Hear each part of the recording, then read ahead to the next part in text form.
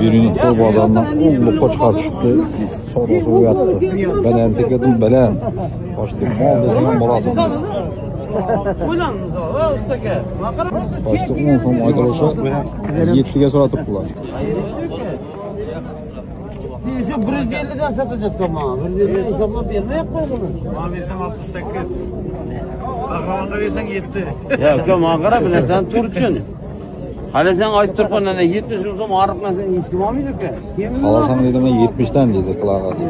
Zoruna. Zoruna da. Yürü öyle. Bir yettim lan babam bu sakın.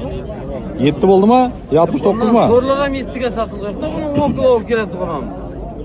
Kızım bana bir teyip gitti alayım 7 biraz. milyon kadar oldu bu. 7 milyon oldu. 7 milyon oldu. 7 milyon. Vurursam da ki. Hala sen uçabilirsin de 70 yıl sonra. Aleyküm selam yaşımızdan.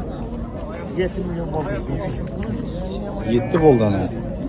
Bunda koçlar düşmedi öyle şu an pazarda. Pazardan sana oturttu. 50 desem var.